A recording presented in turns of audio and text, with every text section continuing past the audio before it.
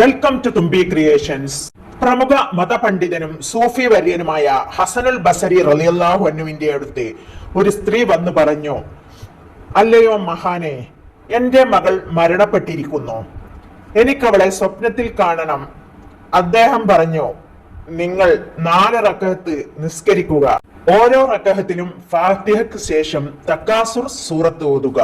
അതിനുശേഷം ഉറക്കം വരുന്നത് വരെ നബിയുടെ മേൽ സ്വലാത്ത് ചൊല്ലുക.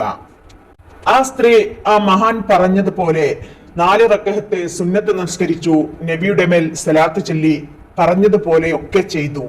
അങ്ങനെ ആ സ്ത്രീ ആ മകളെ സ്വപ്നത്തിൽ കാണുകയാണ്. അവൾ വളരെ ദയനീയമായ അവസ്ഥയിലാണ്. അവളുടെ കാലുകൾ തീ കൊണ്ടുള്ള ചങ്ങലകൾ കൊണ്ട് ബന്ധിച്ചിരിക്കുന്നു, കൈകളും ബന്ധിച്ചിരിക്കുന്നു, ഡാറ് കൊണ്ടുള്ള വസ്ത്രം അണിഞ്ഞിരിക്കുന്നു.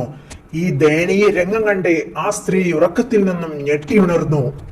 എന്റെ റബ്ബേ, ഞാൻ എന്താണ് ഈ കാണുന്നത്?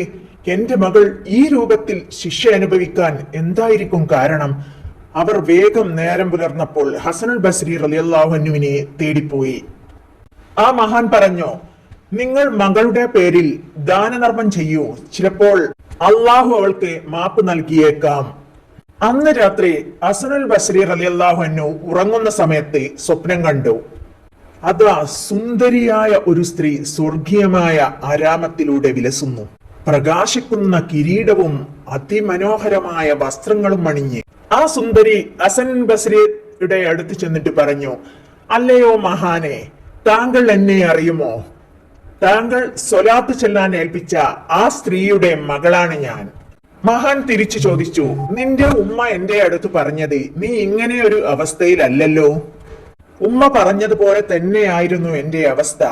ഞാൻ മാത്രമല്ല, ഇതുപോലെ 70,000-ലധികം പേർ ഈ ശിക്ഷ അനുഭവിച്ചിരുന്നു. ആ സമയത്തായിരുന്നു ഒരു നല്ല മനുഷ്യൻ ഞങ്ങളുടെ ഖബറിനരികിലൂടെ നടന്നു പോയത്. അദ്ദേഹം ഖബറിനരികിലൂടെ നടക്കുമ്പോൾ സ്വലാത്ത് ചൊല്ലി. തിരുനബിയുടെ മേൽ സ്വലാത്ത് ചൊല്ലിയ ആ സ്വലാത്തിന്റെ പ്രതിഫലം ഖബറാളികളായ ഞങ്ങൾക്ക് അദ്ദേഹം ഹദിയ നൽകി. അതിന്റെ ഫലമായിട്ടാണ് റബ്ബ് സുബ്ഹാനഹു തആല ഞങ്ങൾക്ക് എല്ലാവർക്കും മാപ്പ് നൽകി. അങ്ങനെ ഞങ്ങൾ ശിക്ഷയിൽ നിന്നും രക്ഷപ്പെട്ടു. മുത്തുനബിയുടെ പേരിലുള്ള സ്വലാത്തിന്റെ മഹത്വം കുറച്ചൊന്നുമല്ല മക്കളെ. എല്ലാവരും എന്നും തുടർച്ചയായി സ്വലാത്ത് ചൊല്ലുക.